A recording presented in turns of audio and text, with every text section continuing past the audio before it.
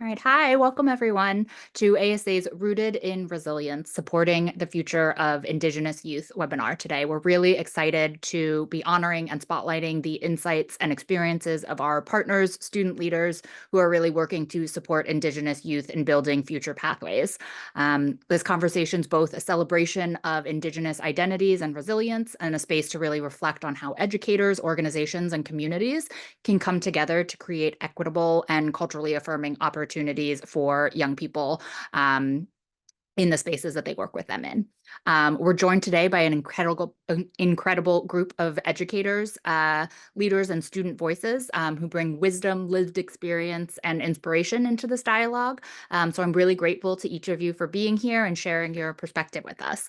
So we're going to do kind of a round of introductions, and then we'll jump into our panel questions. But I'd really love it if everyone could just introduce themselves, their organization, the role that you have within that organization, any tribal or kind of community affiliations you have, and then share a little bit about how your work supports Indigenous communities. I know that was a big mouthful, but Glen, if you want to kick us off, and then we'll go clockwise. My name is Glen Lineberry. I'm the Executive Director at the American Student Opportunity Collaborative at the National Rural Education Association. And in a nutshell, we provide curricular and instructional and counseling support to rural, remote, and reservation kids. My own experience as a teacher and as a principal was on and adjacent to the San Carlos Apache Reservation in eastern Arizona. Amazing. Thank you so much. Marlena, you want to go next? Hi, my name is Marlena, Warden. I'm a student at Big Picture South Valley here in Ukiah, California.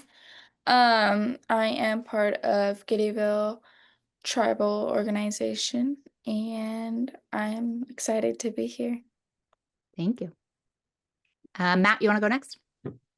Yes, my name is Matt Tait. I am a member of the Tulalip tribes in Washington State, just north of Seattle. I currently serve at Tulalip Heritage High School, Big Picture Learning, as the internship coordinator, amongst other administrative support roles. Amazing. Thank you. Marcy? Hi, my name is Mercy Mattea. I am a member of Coshai Band of Pomo Indians in Northern California on the coastline. I am currently a full-time youth advocate for a tribe in our community, Pinoleville Pomo Nations, and I also work with Big Picture as their language and culture ambassador. Amazing. Thank you. And last but not least, Holly. Hi, thanks for having me. My name is Holly Mader-Sheehan, and I work with the Big Picture Learning Native American Initiative. Big Picture Learning is a network of small schools that are real-world learning based. The students often have internships in areas of their interest. They pursue their passions through project-based learning. They develop their own learning plans. And so when we developed the Native American Initiative, we saw a lot of our Native students choosing to embed culture and language learning in their learning plans and their internships. And so we felt like this was a great place to build out some extra supports. And so I have the privilege of working with a lot of the folks on this call and with a lot of our schools that serve both Native and non-Native students. Amazing. Thank you so much. And so I really want to begin this conversation by really grounding us in a strength-based perspective, really honoring the brilliance, the teaching, the community values that a lot of Indigenous students really carry with them through their culture. And these strengths really guide generations and continue to shape how young people kind of imagine their futures today. So Mercy, I'd love to start with you.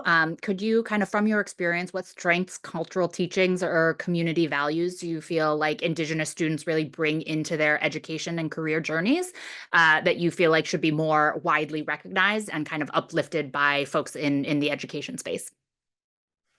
Of course. So where I'm from, we're in a very rural town. When I was a child, I really didn't get my cultural education within my education. It was very separate. But as you know, Title VI is a council section with the school district that works specifically with Native youth. The tribe that I work for, Pinoleville Pomo Nations, over the last 20 years has done tremendous work with the school district to get language in the school. there's now a class at the Ukiah High School in my town where you can get Northern Pomo as your secondary language. You can get credentials in it. It is amazing. It's been happening for about 4 or 5 years now. It's fairly new.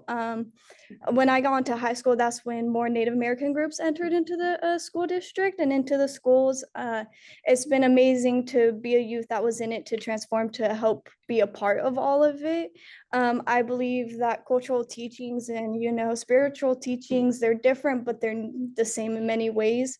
A lot of Indigenous youth, especially around here, are on a reservation or on tribal land, and a lot of the times they don't have the resource to bring their teachings and their education that they know into their educational field. So it's amazing to see that open up, and to see the community be open to it as well, and be willing to learn about Native Americans from Native Americans, and especially from our youth. Our youth are very powerful. They know that they can ask a question or ask for support during one of their ideas, and the staff around them, and I will do whatever I can to make sure their dream come real. And within my community, there's a lot of different tribes within our town. Mm-hmm. And so we have a lot of unity, and all the tribes work together the ways that they can to support all the youth. We have a good amount of tribes around us too that aren't governmentally recognized, to where they don't get supports, but the government recognized tribes help those youth within those. And so it's a pretty amazing connection. Amazing. And I think, are there, can you speak at all to kind of the relationships with, you said a lot of the tribes are working together, but is it also tribes that are working with the school systems that are not necessarily kind of associated with a specific Indigenous population? Or is it mainly kind of tribes working together and more siloed than your traditional kind of education system? Do you know? With big picture, with South Valley here on our campus, a lot of tribes come in, and South Valley opens it up a lot to where Okay. they can have different community great. supports. I feel like in our normal school district, it's a lot harder, and there's a lot more legal way that other tribes have to go through to work with the youth. But I found it here that if there's ever a time where I find someone that has an amazing skill from a different tribe or from a different organization, I am always able to bring them to South Valley and make sure that their credentials are correct, obviously, but they put their magic and their teachings to the students as well. Got it. Amazing. Thank you so much. And so, Matt, I know you are working within a high school specifically. So thinking about kind of those strengths that she had mentioned, what are some kind of school or community structures that really help to nurture those strengths and create spaces for them to really thrive and be able to share a lot of their identity with the rest of their school population? So one of the biggest strengths on a daily basis, we open our school day every day with a morning circle, where we have an elder come in and drum in traditional ways, start our school day off. He also is able to share some of the oral history and teachings with our students directly. So those students who may not have some of that cultural background or historical context into the history of our tribe, he's a valuable asset as an orator, an oral history gene. We also have this year newly, we've always offered Lushootseed, our language, here in our school. This year, however, we put a block of time in where the whole school is involved in our Lushootseed language and learning of that, as well as cultural. It's basically a cultural hour time block every day to allow students to have that opportunity. From my role and capacity as the internship coordinator, we're very blessed as a tribe. We've been very economically profitable in our economic development, and our tribal government is actually very large. And within our tribal government, we have anything from natural resources to a legal department to our own TV station. So I'm able to, and anything in between, fire department, like very large. We've got close to 5,500 members, and Wow. so Hopefully they're never needed. yeah, building relationships within our tribal government that will allow our students to find an area of interest, be able to go out and further their education if needed, and then come back and serve our community is where I focus a lot of my attention.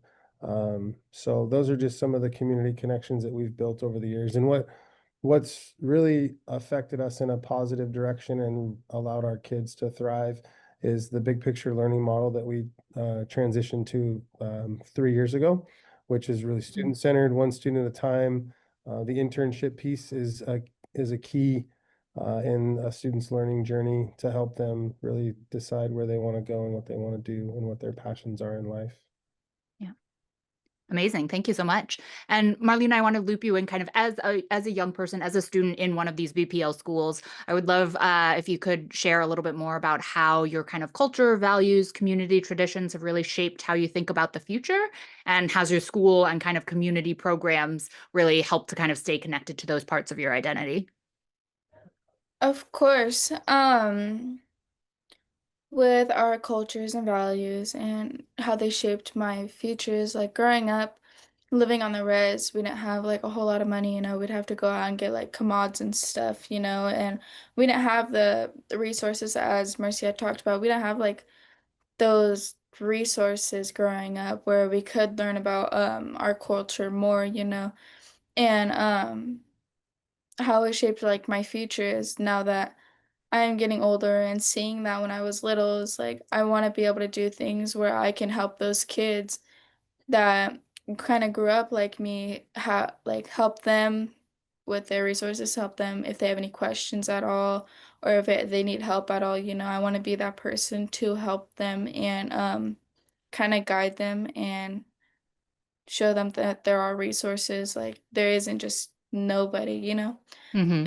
And have your school or community programs helped you stay connected to those parts about your identity?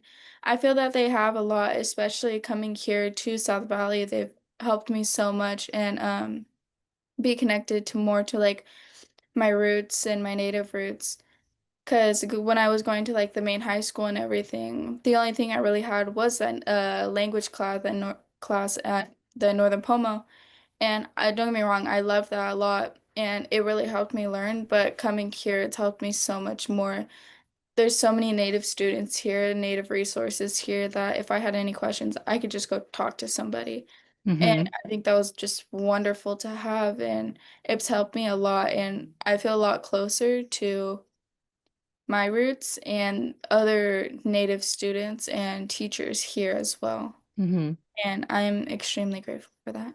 Amazing. Yeah, I know. I think I hear a lot of times in the education systems how important it is to really have teachers and educators and leaders in communities that are reflective of the young people that they're serving. And so that's really great that you have found a place that is able to do that. I know a lot of students are not able to have that same experience when they go to school. So thank you guys all for sharing those reflections. It's really inspiring to see and hear about how culture and kind of community can be like a really source of strength and guidance for students. At the same time, we also know that this does not exist everywhere as it should. So I would really love to shift and talk a little bit more about some broader challenges and barriers that Indigenous students are really encountering as they move through school, and then also how that kind of affects their kind of career pathways and trajectories.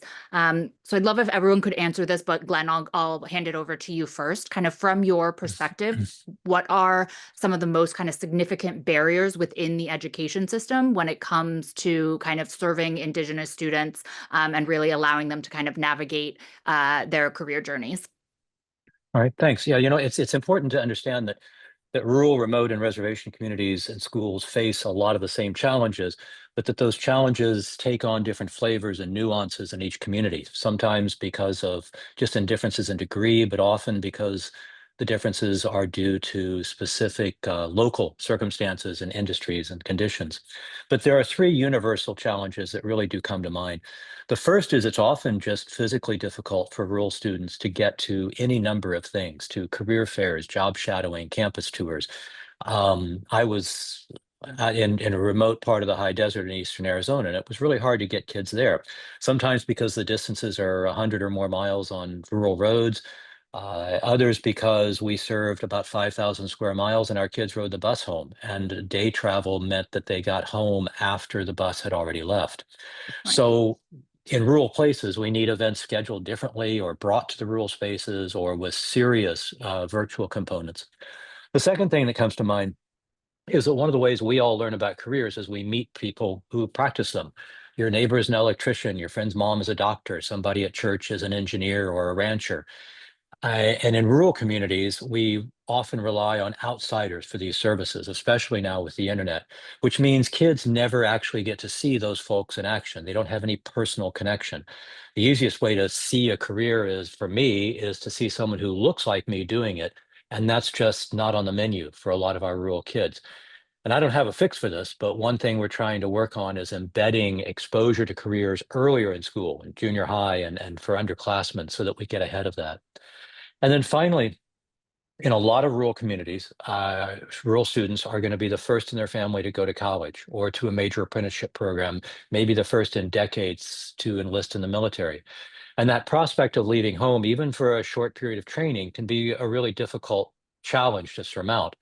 And so a lot of students and families rule those opportunities out. Those are not for us, and that limits the students' opportunities. It limits the community's ability to grow its own doctors, mechanics, engineers, accountants, whatever. So part of the solution, we think, is to make sure that we're talking to all students about college prep and about career prep and CTE, so that they're learning both sides. In Arizona, for instance, the Board of Regents, which runs the 3 state universities, sends a great mailer out every year to junior high students with information about the universities. But when we dug into it, we found that the mailer used the term post-secondary about a dozen times. And outside of education, most people don't use that word. Right. So when we changed from post-secondary to after high school, response rates went way up. So Okay. it's important that these conversations not fall into sort of inside baseball. Right. Yeah. Not silo people. Right. Absolutely. Matt, Holly, Marcy, Marlena, anyone want to be the next one to take this? I can cold call too, but that's not as fun. Marcy, great. Thank you. I agree with Glenn. That is majority of the problems, especially when we're in rural areas. For me personally, as an Indigenous person, I believe within the education system, a lot of the conflict that occurs is the history. The history isn't told right. The history within our land and within the tribal people are here are completely different than what happened 500 miles down, up or down the coastline. I'm from the coastline. My people, our history and what we went through is completely different than the In-Valley natives in Ukiah, California. And a lot of educators aren't familiar with what our people has gone to go through. My second great grandparents were in boarding schools in our community. It's not that far ago. My family members still have, effects to it. I'm very grateful that I come from a family that has done their work to break generational curses. So I got the torch to continue on the work. But a lot of the students and a lot of the families around our community do not have that. And, it's really hard when, we got taught something and we believe something and, we're on the res and that's what we believed our whole life. And then we come into school and we have these adults tell us it's not true, that what our beliefs and what we went through and what we had to impact is not real. It's very unfortunate. And it's very unfortunate that in our community, not a lot of teachers are educated. They do not know the tribal history that has happened, in our community, there's 7 types of different pomos. All of us have our own history. All of us have our own language. All of us have our own impact within the generational curses. And, each family itself is different within that too. And so I feel like the transportation is also a tremendous thing. We have so many tribes barely out of town by 5-10 minutes. But if they don't wake up at 6 something in the morning to get on the bus by 6:45 to get at school by 8:30, they don't get the opportunity to go to school. A lot of them don't have the resources, to get the school supplies they need and to get the clothes that they need for the school year. And, what Marlena was talking about is so important. A lot of our families around us survive on commods. They have to go up the hill about 45 minutes away to get commods to feed the family. And that is very limited as well. And so I think all of that plays into the education system. I think educators need to take the time to learn about their tribal history on where they're at, to learn about the history and what has happened, because it's all different. It's all very similar, but all so different in their own ways. Yeah. Yeah. Great points. Marlena, Matt, anything? Matt? If I can just add in, Yeah, absolutely. some of the challenges that were shared by Glen and Mercy exist here with us in our local community in Western Washington. Specifically, when Glen was talking about um, leaving the reservation or leaving the community to go get and further their education, that's a scary thing. We're blessed as a tribe to basically somebody could leave or could live on the reservation and get everything they need, whether it's grocery, clothes, minor healthcare, all the stuff they need outside of major healthcare is within the boundaries of our 18,000 square mile Wow. reservation. We have like I said, our tribe has done very well in economic development, and we're very profitable and have a lot of social services that are available to our tribal members. Mhm. My generation, I'm 40 years old. I've been able to watch the growth and maybe the fruits of the labor of our past leaders come to fruition. But I'm also a first in my family to have a college education. And Mm. so we're in this transitional period within our local community where finances and those kind of things aren't necessarily a barrier to entry. Mhm. A barrier to entry we find right now is the experience, and a lot of our students don't grow up in households where their parents know what it takes to go to college, Right. Yeah. or know what it takes to further their education after high school, or even some of them even graduate high school, and the importance. Um, Mhm. my generation, the 40 to 45-year-old population, the up and coming leaders in our community, we're really trying to help support our youth in finding what they really want to do, and then Mhm. being able to leave the reservation if needed for a short time period, and then come back and serve Mhm. our community to help our community continue to prosper. Um, so what Glenn was talking about as far as getting kids out, one of my jobs is I'm kind of a bridge between our school on our reservation and some of the outside entities. So I've had the opportunity to build some significant community partnerships and go to like a boat show, take a group of kids to Seattle, and we're going to go meet people in the maritime industry. Amazing. Take kids to college campuses, take kids to various manufacturing facilities that are in the area. Do a lot of work with our natural resources in the sciences. So really exposing kids to experiences. So hopefully Mhm. those experiences will lead to an interest where they can have a career and a job, but not necessarily go to work every day, because the work is what drives them as people, Yeah. and contribute back to our local community. So yeah, just Amazing. my Thank you. Yeah, no, I mean, I think what we're seeing in our research at ASA is definitely that young people are wanting jobs that they are passionate about. It's less so, this generation is much more about, well, I want to do something meaningful that I'm interested in, that is going to make the world a better place, versus just it's a 9 to 5, I'm clocking in, I'm getting a paycheck. So definitely that kind of exposure and interest is super, super necessary, we're seeing. Marlena, I'd love to hear from you just kind of as a current student thinking about kind of what we had talked about, kind of some of the systematic barriers to kind of accessing this, kind of what are some challenges that you or your peers kind of face around preparing for life after high school? Any supports, any things that kind of any big major fears around the future or kind of navigating post high school that you can think about? Yeah, I love what I believe it was Matt that said that they help students and take students to go to and to like go to college campuses and tour and everything and show them that there is a life and a world outside of just the res. A lot of kids aren't able to go and explore the world, like or even see outside of their city or just the like little cities around them. And I think that's so wonderful because we also have a girl named here named Adriana. She's one of our she helps students create our LTLs, which are leave to learns.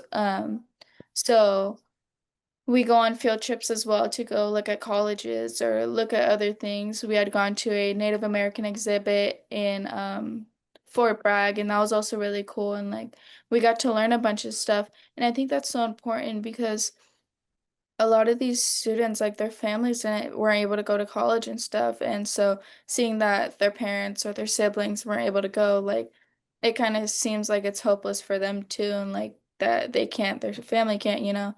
And like, Mhm. because my own family, my dad didn't even graduate high school. My mom did years later, and my brother just went straight to the army.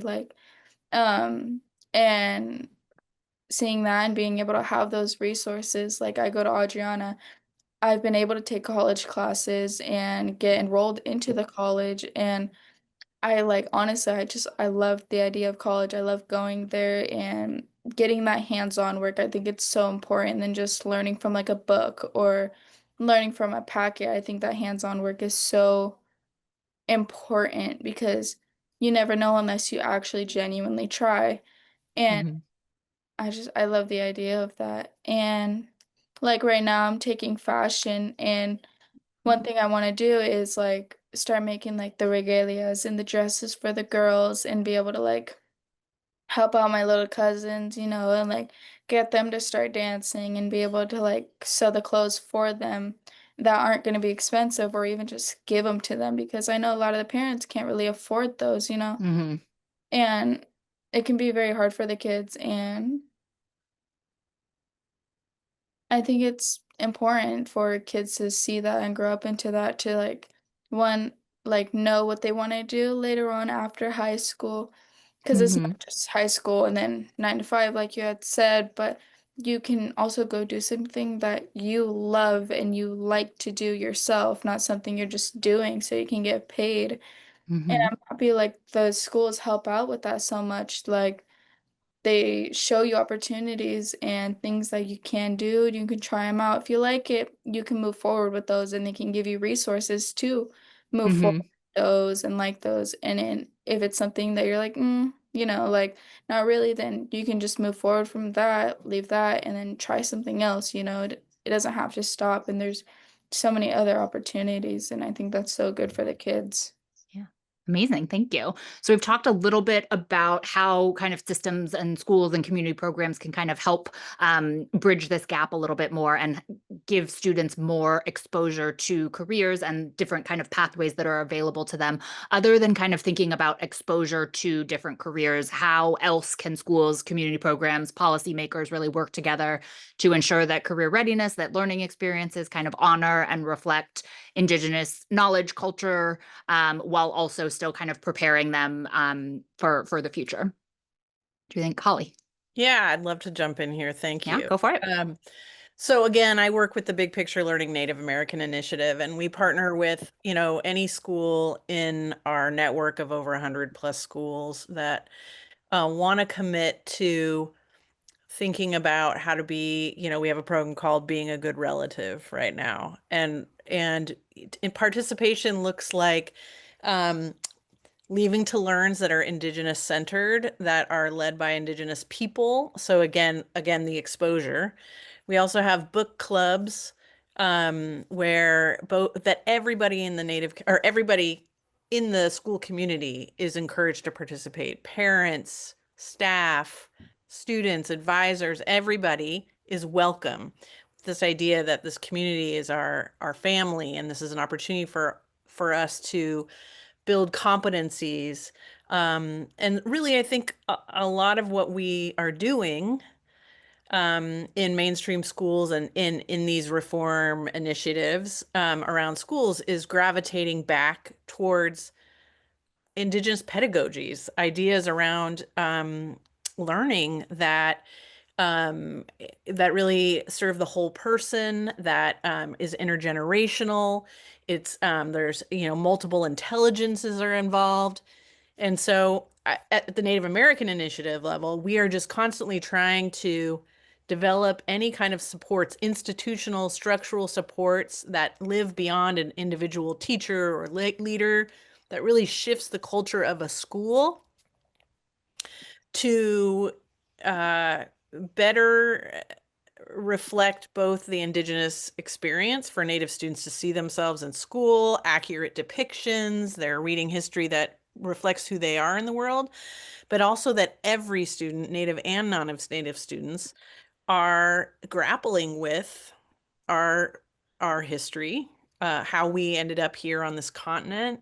There's a lot of we haven't looked at that harm. What are some ways that we can collectively, as a school and beyond, address those harms and build healthy relationships with each other, and that every student is leaving that school, whether Native or not, understanding tribal sovereignty, understanding political, ethical, moral obligations as non-Native people to live in a good way with with the communities they live with. And I think that ripples out into opportunities for post-high school for students. They're building relationships across culture and language and history, all of that, so that someone like Marlena, can connect with people in her community that doesn't feel like she has to stay in her community in order to pursue what she's passionate about. Does that make sense? Yeah, absolutely. I think like kind of breaking down those silos and not having it be obviously kind of the majority of folks that are in the BPL network are kind of tapped into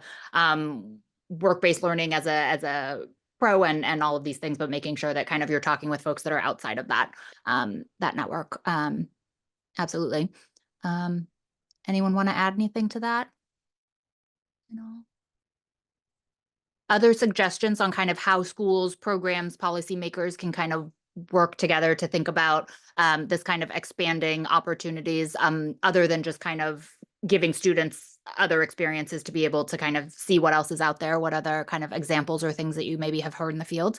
One thing that I look at with this question is schools, programs, and policymakers, and I think, just looking from my own personal experience in a traditional K through 12 model where we have school districts and state level policymakers that are making decisions that impact our tribal Indigenous youth and their journeys throughout their educational career, with the understanding, like Mercy mentioned, about the boarding school and what that does to a family's understanding and maybe perception of school for their family and education in general. And I think, those that are in leadership positions with schools and the policymakers really doing more than just a surface level reaching out and partnership within those local communities. Even within Washington State, there are variations between our tribes that we have within, 100-mile radius. Different tribes have different values. Different tribes have different histories. Even like Tulalip, where I'm at, is actually a reservation that was created, and like 7, 8 different tribes were sent to that reservation. So even within the Tulalip tribes, there's the Snohomish, the Duwamish, all these different bands of people that have slightly different variances and values. But ultimately, what I see a lot of is surface level trying to make it look like we're looking at what you guys want. Strongly encourage any leaders and policymakers to take a deeper dive into understanding the needs of the tribal communities. My perspective is very much Tulalip and where I grew up and where I'm from. And we have different needs in preparing for our future than maybe somebody that's in Colville or Yakima or some of the other tribes in the eastern side of Washington State. So I would certainly encourage the leadership in school districts and at the state level to take a deep dive into building a relationship and trying to support whatever the community needs for a community-based approach with regards to their policy. Got it. Have you seen that done really well in any instances, or have you heard of any places where policymakers have really kind of dove to the level that you feel like is kind of will move the needle and kind of feels respectful of tribal communities and also to kind of lean into policy? Are there examples of best practices or, hey, this community did it really well, this governor did X, Y, and Z really well, or still kind of a unicorn out there? I wish I could tell you that I've seen it done really, really well. But I think that our policymakers that are in the state capitol and in the department, OSPI of Washington State, I think they one leader from Tulalip who's a family member of mine, Senator John McCoy, he actually came up with a time and memorial curriculum that was brought forth that requires school districts and schools in Washington State to teach tribal history Mm, in partnership with their local tribes. So teach that local relevant history. yeah, that'd be amazing. Just as important as it is for the policymakers to understand the communities, it's important for those people who may not be tribal descendancy or active members of a tribe or a reservation community to understand what it looks like and understand what the true history is. So Mhm. that policy that was a House bill that was passed, I'm going to say 10 years ago, I think Okay. is a step in the right direction. How that's actually being delivered comes to the local level and the local superintendents and principals and administrators within the schools. But I think Mhm. that's a good start, if you will, in moving Yeah. in that direction to build a community. And the reality of our tribal kids is they have to kind of learn to walk in both worlds. They're going to have Right. to learn to walk in the reservation community, and they're going to have to learn to walk in the outside world off the reservation in order to thrive and ultimately be able to bring things back to their own community. Yeah, absolutely. Glenn, I saw you come off mute for a second there. Did you want to Well, add I didn't anything? know if it was time Yes, no, for go for this. it. You know, it's exciting, first of all, to see the through line between what Mercy and Marlena talked about and what Holly describes as sort of the policy level approach that they're taking. I was in meetings last week in Salt Lake with some folks from Navajo Nation and from several of the Sioux reservations, and I'm wishing I'd had Matt there because we sort of stumbled our way towards something he just said really well about the tie between local and locally controlled economic development and what can be done culturally. Mm, It's I think it's first of all, it's really important that we keep in mind that when we're rural, remote, reservation, any combination of those, we look really different to the folks in the cities and the suburbs. mhm. Our schools are smaller, our districts are smaller. I was at a conference in Phoenix a few years ago, and I went to a training on handling predators. And I got up and left because it was, you know, it was skeezy. It was all about skeezy guys driving past schools and all that sort of thing. And the instructor stopped me before I could leave the room. And she said, you know, isn't this important? I said, it is really important, but it's not the predator problem I have. I have a mountain lion hanging out at a bus stop. So it was, you A know, it little was a different. completely different set of things. Yeah, when I went back and told the tribal chairman, he said, well, maybe shooting them is the right solution for any of them. But, you know, reservation schools particularly enjoy some interesting benefits compared to their off-res peers. But Yeah. those benefits bring a sort of increased complexity. You know, the benefits stem from like the additional political and financial support that a tribal government can bring from impact Mhm. aid that makes Yeah. up for property tax revenues. And properly when it's properly present, that sort of cohesiveness that Marlena especially was talking about, and Mercy as well, just from the culture, the local culture. I know in my classroom, when I began inviting elders to just attend class, the atmosphere in the room changed and in every way for the good. But when you add tribal government or the BIA and the BIE, you add in relations between tribal police and federal law enforcement because you're outside the state, all those elements can become pretty confusing. And those are, I think they're especially confusing to state education departments. Mm, So we identified two things that helped smooth over those complexities. And I think they're pretty much in line with what Matt and Holly were talking about. First, the local community has to have a sort of shared understanding of what the schools are aiming to do, about how responsibilities are shared or split between the schools and the tribal government, and how you maintain a balance. Because on the one hand, it's critically important that we hit all of the educational benchmarks so that our kids are ready to participate in the world. But it's also important to maintain tribal independence mhm. and identity, and critically language, because when the language goes, the culture goes. So that one voice is really important. And then secondly, that same clear communication then has to happen between that shared voice on the reservation or in the remote community and the state government, state education officials, the Mhm. legislature, the governor's office.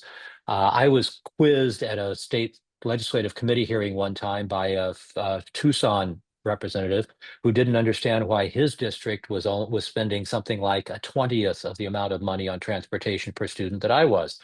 And the answer was, I serve 5,500 square miles, and the district he was talking about served 8 square miles. So, it's a big difference.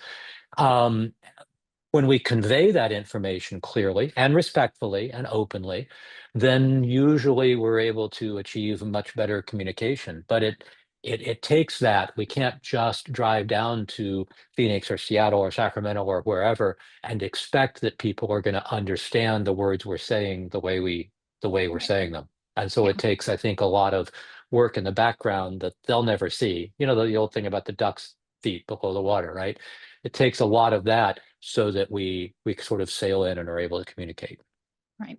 And I think on the flip side of that, there is this notion that all kind of tribal rural areas have the same problems, similar to kind of Matt's point of, it's not a one size fits all. So, folks at the policy level are saying, oh, hey, we fixed this one problem for this one area in this one small town. Now everything else is we can replicate that across state lines. And that's not necessarily true either. That's a real problem, is that you can't take things off the shelf and put them into a rural school. You can't take teacher professional development off the shelf. You can't take administrative plans, and you can't take cultural programs. They have to be adapted to meet local needs and conditions. Yeah, absolutely. So I know we've talked a lot about the barriers, different specific things that policymakers need to do. Do we have any kind of bright lights in these systems that we're in? Any kind of, I know Matt had listed one in your area for the state of Washington, but any kind of high level highlights of folks that are doing this work really well, moving this work forward, not necessarily, oh, it's changed on a policy level, but kind of examples of how different communities have kind of come together to collaborate a little bit more effectively at all, or kind of any youth organizations or programs that are doing that work really well. On a more local level. Yeah, absolutely. As you kind of triggered a memory and some thoughts there. We have a local organization in the state of Washington that's called Core Plus Maritime, and they have done significant work in supporting a lot of the trades type industries. And Nia Bay High School, which is out on the very far, about as far northwest as you can get in the continental United States. They're a tiny little high school. But what they're doing really, really well, and I've had a chance to see it in person, is incorporating like canoe building into their shop class. So I love that. Their students, they learn how to build traditional canoes, and also get the CTE type of credit for the shop class and learn the woodworking skills. They're able to bring in some of their tribal elders. When I was out there, they had one of their students had an elk hide that he was unrolling and getting ready to process and tan. They're a coastal fishing community, so a lot of their culture is around the water, and around seafood, and that industry is a huge part of how they live and they work. A lot of timber. And they had students that were building like a traditional longhouse for their upcoming high school graduation, kind of a mini model of that in the shop class, using just there was a lot of cross-cultural between finding ways that culture could fit into a traditional credits and giving credit. They had like an aquaculture, like almost like a miniature hatchery in a tank of water there. So really able to tie students' experiences into school into a culturally relevant way. Amazing. Local level. So that was one thing when you just asked about like an example of blending those two, which allows for students to experience success. So just Nia Bay High School, shout out to them in Washington State, and Paco, their shop teacher, is amazing. So nice, amazing. Yeah, I have another organization, Connect Ed International. The National Center for College and Career. They do some work in Gallup and McKinley County, New Mexico. And I know they do a fair amount of work with their CTE students doing I think they've partnered with a local industry to teach young people how to install solar panels onto homes on reservations. I think a fair amount of people, they had kind of a big kind of industry plant or something that had shut down. And so a lot of the available jobs for folks on that reservation were kind of closed down. And so looking at other areas to build into, but definitely really interesting to see how you can kind of embed some of the cultural kind of nuances into the existing programming or CTE programs is definitely a huge, a really interesting way to kind of feed into that issue. And that project, Jing, outside of Gallup is also critically important because a lot of those kids up there go home to a house that doesn't have electrical power. So if you can put solar panels on the roof, suddenly that kid can run a computer, can hook in a modem. They've got a pump on the well, and so life changes in all sorts of ways that I think a lot of policymakers don't realize it still needs to change. We had a similar project at San Carlos where the forestry department worked with our CTE culinary arts program, and they began teaching the kids about the local plants that had been part of the traditional Apache diet, the pre-reservation diet, and in the process developed recipes, developed cooking classes for people in the community to help them sort of improve nutrition, but through the lens of traditional materials and processes. So all of that really matters. I know here at South Valley, Mercy puts on a Native American class where we can go and learn about the history, learn about the medicines, like little games that they played. I remember, I'm not sure how long ago it was, but we were just out here with a bunch of other Native students playing a game. I'm not sure what it was called, but it was my first time playing and I actually really enjoyed it. As well as at the college, I know here in Mendocino, there's a Native American class. And soon I'm going to be taking the Native American history as a part of my business degree. And I haven't taken it just yet. I was going to over the summer, but I was so busy with everything else, I wasn't able to. So this upcoming semester, I am going to take it, and I'm actually really excited for it. And I think these schools, like, Oh, amazing.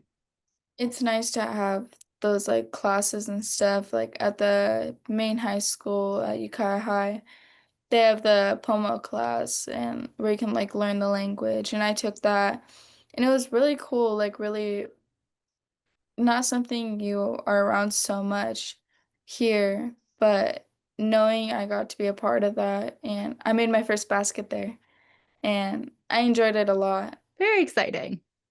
Amazing. Mercy, you want to share a little bit more about that class?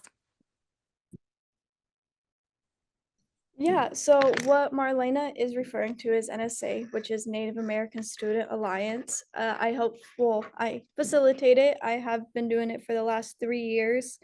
The game that she's talking about is stick games. It's a national game that many Native American tribes know and play. It's a tournament game. It's like a gambling game where people have tournaments all over and get together and play games and tease each other and make money. It's really fun. NSA, it's a Native American Student Alliance. So we meet all throughout the year. I bring basketry, I bring lavender wands, I bring arts, I bring different cultural representatives from elders all the way to, other students at other schools. I love it. The kids really love it. We do a lot of things from teaching history to talking about MMIP to talking about, healthy boundaries and relationships to, all the arts and, anything that they have interest in. I try to always make sure that I find a person that is a specialist in it or know something on it, and I'll bring them down. And I'm really grateful that the tribe that I work for, we have many different resources and a lot of different people that have amazing traits to where, if there's ever a time where a student, wants to learn about the water quality in our river, or if they want to, learn how to basketry, or they want to learn how to make a clapper, or they want to learn how, to sing or to do dance. And, a lot of the times the youth that I work with too, they know what traditional Native medicines are, but they don't know how to use them properly. Like what Marlena was talking about, it's very important for, the people interested, or, the Native American students and the people that are interested to learn about our regalia, to know the difference in the regalia. And yeah, I love NSA. I love teaching it. It's really for the kids. So whatever they want, I try to help them learn. Last couple things. Does anyone have any other questions? I know I picked a couple questions, but didn't go through all of them. Any other ones that people really want to make sure that they mentioned? Otherwise, I feel like we kind of went through a lot. I'd love to kind of end on a lovely high note around kind of a young person being able to teach and kind of facilitate a class that is really youth driven and helps bring kind of culture and identity all together. But other kind of last minute things anyone would like to share? I do, just very Yeah. last minute. Yeah. One of the main things that I do too, because I'm a youth advocate, so I work with kindergarteners all the way up to 24-year-olds. I do many things, but I just wanted to share that there is an amazing national conference for Native American youth. It's called Unity. It's held in different states throughout the nation. It is an amazing event. They teach different groups, and they allow youth counselors and youth groups to come and participate and hold groups. And there's ever a time where you guys have youth that would be interested, please look up Unity, and it's an amazing resource. Amazing. Thank you so much. And then Holly, I know you wanted to share as well. I was just thinking about a specific student that sort of Yeah. her story sort of embodies what I think are some of the best practices I've seen. And I lean into South Valley, where Mercy and Marlena are. I'm super inspired by what they have developed over the last several years that I've been, helping coach them. And you start with a Title VI program, which is, chronically underfunded, and people are overstretched and they're doing their best, but it often means pulling Native students out of their classrooms or before school, after school, during lunch, and it's disconnected from their learning, like Mercy and Marlena talked about. And what I've seen over the years at South Valley, is they've started by building authentic reciprocal relationships with vetted, authentic community partners that like tribal communities trust, who come into the school, are there every week now, like at least twice a week. I'm talking about Korean peers and different people. There's a Native Student Alliance once a week. There is a drug and alcohol counselor who's Native, and that's for all the students. I mean, everybody benefits. I think that's the important part too, is some of the best practices. And there was a one particular student who was really struggling for a lot of the same barriers that these, Marlena and Mercier and Matt have talked about, which is, she was really struggling with housing security. She was living at home and it was an unsafe situation. And it was really hard for her to come to school because she was really just trying to get her basic needs met. And what she discovered by building a trusting relationship with her advisor, who happened to be non-Native, but she saw every day, and that's what we call our teachers or advisors, was that she could address those issues in her learning plan and receive credit for them. And what that looked like was she learned how to build her own tiny house. And she received, quantitative reasoning credits, social, all these, just really recognizing that learning. So she built her own tiny house. She got an internship at a vet, and it was also a non-Native vet. And she built a really strong relationship with this vet. And when she had her exhibition, which is what we call students sort of standing, it's competency based. They stand in front of a room of peers and other educators, and they share out about their learning cycle, maybe a 3-month learning cycle. Here were my goals. Here's what happened. Let me show you what I learned. Is this one young woman said to me, I didn't even know I liked to talk until I got my internship. I didn't know I could be good at something. And she was thriving in this veterinary clinic, so much so that when she graduated, which she didn't think she would do, she graduated and he hired her because she was so good at what she did and paid for her to get her vet tech certificate, even offered to pay for vet school if that was where she wanted to go. But the transformation of one student at a time and taking, to account. Students have to go to ceremony. Students, so many students at our Lafayette Big Picture School next to the Onondaga Nation were kicked out of their traditional high school for truancy. But their clan mothers and their tribal community said they will be going to ceremony, or if there's a funeral, and unfortunately, there's a lot of funerals. And those students were losing ground that way. And so the school themselves, they go, a kid's at ceremony all day. That teacher's going to go to the house at 9 o'clock at night sometimes and sit down and be like, hey, here's what you missed. It's one student at a time, it's one community at a time.